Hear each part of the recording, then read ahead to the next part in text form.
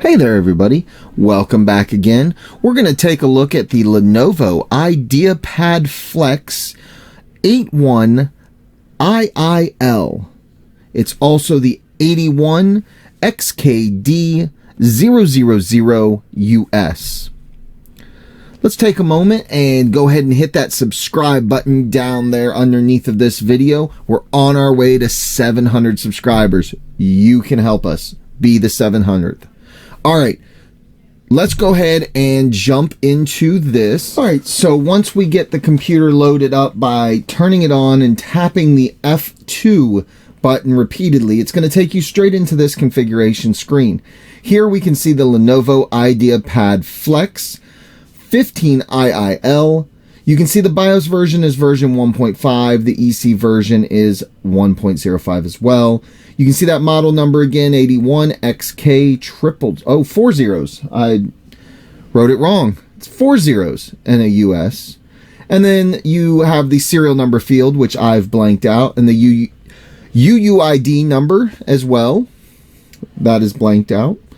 The CPU, it shows you an Intel Core i5-1035G1 at 1 gigahertz. The system memory, 8 gigs. Your Samsung hard disk, and then the pre-installed OS license. The model number there and ID is Secure Boot enabled. It currently shows disabled. We'll hit the right arrow key to hit the configuration menu. This is going to show us our time and date. It's currently set correctly. It's 7 p.m. on 8/11. The wireless LAN, virtual technology, hyper-threading are all enabled by default.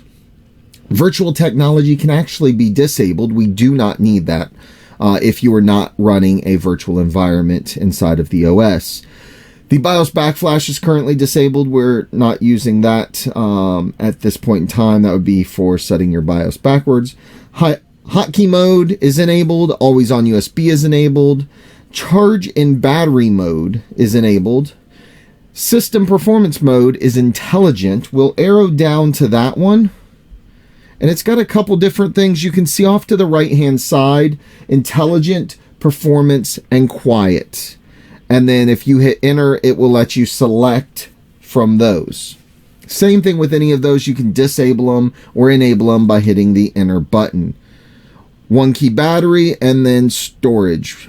Storage is going to show you the controller mode. It's going to show you on the right-hand side ACHI or RST. Since this has the Intel Optane technology, we are going with the RST mode by default. HCI is a legacy mode at this point.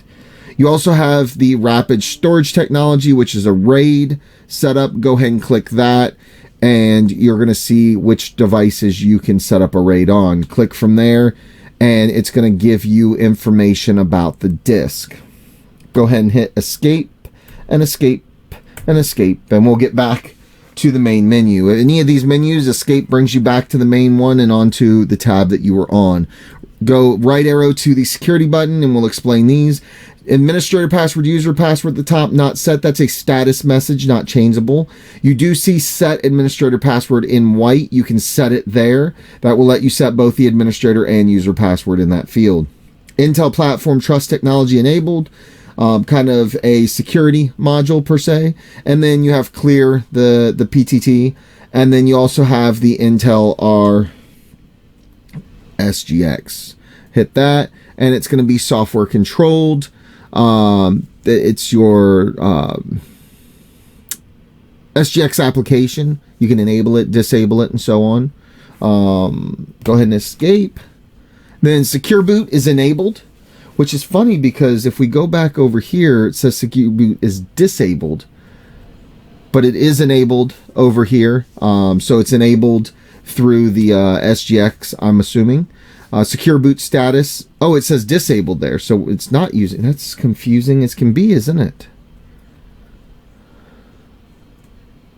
Huh. So obviously Secure Boot is not working at this moment, but it is enabled. So platform module, it's in setup mode, so it has not encrypted the drive yet. And then Secure Boot mode is standard. You can reset the setup mode or you can reset to the factory keys. Right arrow to boot is going to show you your boot order and your boot menu. If your boot menu is UEFI, you can only have UEFI devices or EFI devices. Then you have, on this particular case, you could boot from your USB, or you can boot over the network, or you can, the second one's also boot over the network through IPv4. And then your Windows Boot Manager.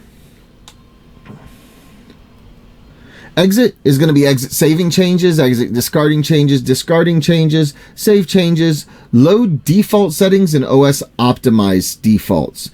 These are going to be where you set yourself back to the factory, you save what you've changed throughout here. So any of these items that you change, if you restore factory keys and things like that, that's for the encryption, you'll need to, make sure you just save your changes before you exit this. Same thing with any of these.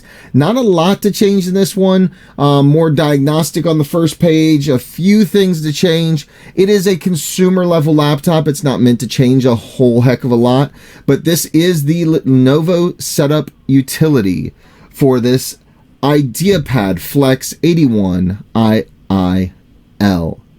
Thank you all for watching, and don't forget to click like if you liked it, dislike if you disliked it, leave me a comment if you have any questions, and most importantly, hit the subscribe button. See you next time.